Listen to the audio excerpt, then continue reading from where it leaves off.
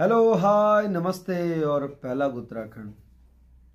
एक कहानी सुनाऊंगा, सुनोगे? कोई किस्सा नहीं, कोई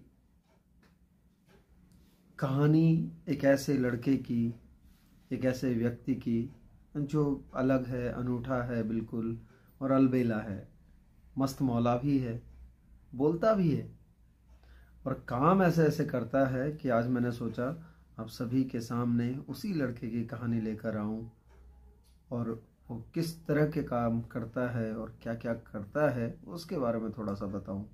अक्सर आप सुनते होंगे बहुत सारी कहानियां, बहुत सारे लोगों के किस्से कहानी, और जब आप देखोगे इसे, सुनोगे इसे, तब आपको लगेगा कि ऐसे तो कई लोग होंगे ना, मैं कहाँ मना कर रहा हूँ।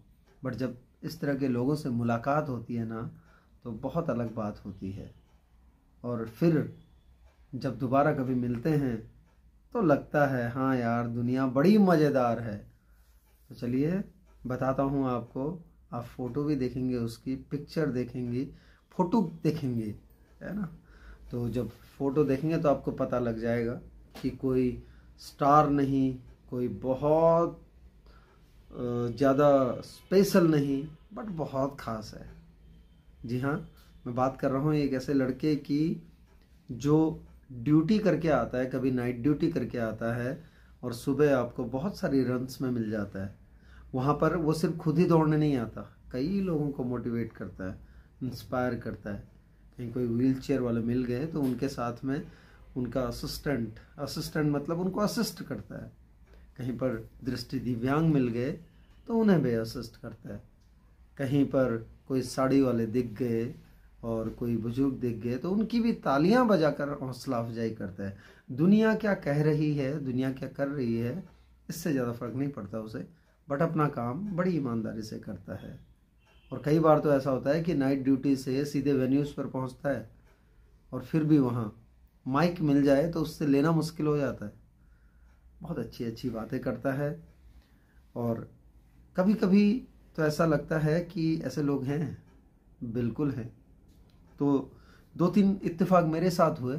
यूँ तो बहुत सारी बातें हैं लेकिन दो तीन इत्तेफाक जो हुए, एक बार रात को कहीं से आ रहा था तो आईएसबीटी में उसे दृष्टि दिव्यांग मिलता है एक लड़का, और उसे वो वहाँ पर चाय पिलाकर और उसके साथ बातें करके और वहाँ से फिर उसको डेस्टिनेशन पे NIVH यानी कि NIPVD भी छोड़ कर जाता है उसके घर तक, है ना, उसके घर तक। बट ऐसा क्यों बता रहा हूँ? क्योंकि संपर्क में है तो इसलिए लगता है, और फॉलो करते हैं तो इसलिए लगता है कि ऐसे लोग हैं। और इस बार तो गजब ही हो गया। इस बार एक UDID कार्ड मिला, जो यूनिक आइडेंटिटी कार्ड होता है, जो पर्सन्स विद डिसेबिलिटीज उनको मिलता है, तो वो मिला। मेरी तरफ भेजा, मैंने भी देखा और मैंने कहीं और भेजा। मैंने कहा देखो जरा कौन है, बट मैंने उतना ध्यान नहीं दिया क्योंकि अगर ध्यान दिया होता तो मैं भी वही करता जो उसने किया। फिर अगर मैं भी वही कर देता तो फिर उसका जिक्र कैसे होता।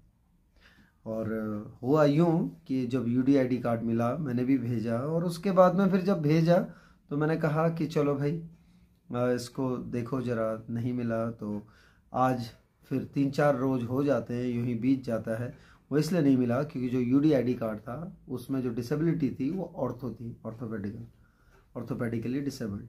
और जो हम हैं, जहाँ पर संस्थान में मैं हूँ NIPVD में, वो है visually institute for the visually with visual disability, है ना। तो यहाँ नहीं मिला तो फिर मैंने सोचा यार चलो ठीक है, कोशिश की शुरुआत में, बट वो नहीं किया जो उसने किया।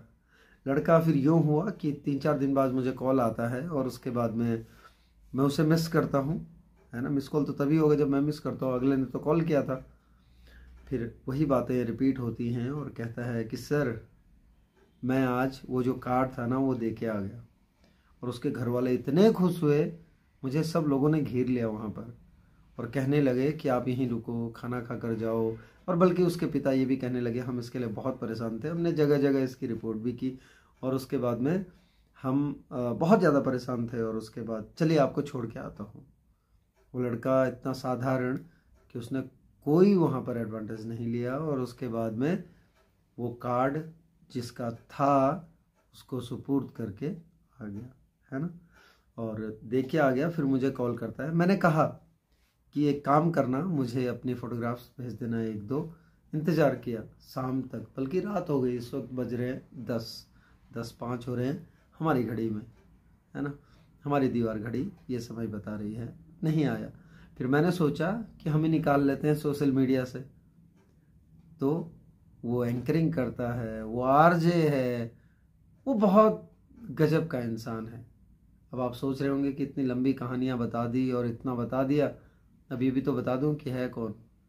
जी हाँ, वो और कोई नहीं, देहरादून निवासी, देहरादून का ही, जो अपनी नाइट ड्यूटी करके भी ये नहीं भूलता कि मैं किस तरह से लोगों की मदद कर सकता हूँ, किस तरह से उन्हें थोड़ी खुशियाँ दे सकता हूँ। उसकी चटपटी बातें, उसका वो दौड़ना और यूं ही हंसते मुस्कुराते सभी से मिलना, मदद करना। मैं बात कर रहा हूँ आरजे प्रदीप गुज्जर की। हाँ जी, उसका नाम है प्रदीप। अब जिन्होंने पूरा देखा वीडियो उनको तो पता चल जाएगा, जिन्होंने नहीं देखा आपका नुकसान है। और फिलहाल प्रदीप इतना ही कहूँगा कि बहुत अच्छे इंसान हो, यूं ही अच्छे बने रहो। शायद आप जैसे अच्छे लोगों की वजह से ही ये दुनिया और हसीन हो जाती है। इस दुनिया में यूं ही मज़ा आने लगता है। पहचान लीजिए इस शख्स को, और जहाँ भी मिल जाए एक बार थैंक यू बोल देना या एक बार शाबाश कह देना। शायद उसकी हौसला अफजाई हो जाए और वो न जाने फिर किसी की मदद करने कब निकल जाए, और यहीं चलते चलते किसी की मदद करते हैं। फिलहाल तुम बहुत अच्छा काम कर रहे हो प्रदीप, बस यूं ही करते रहो और यूं ही हंसते मुस्कुराते लोगों को इंस्पायर करते, मोटिवेट करते, उनका सहारा बनते, जीवन की जो सीढ़ी है इसे यूं ही चढ़ते जाओ। हमेशा अच्छे रहो, बनने की कोशिश मत करना, अच्छे हो, अच्छे रहो।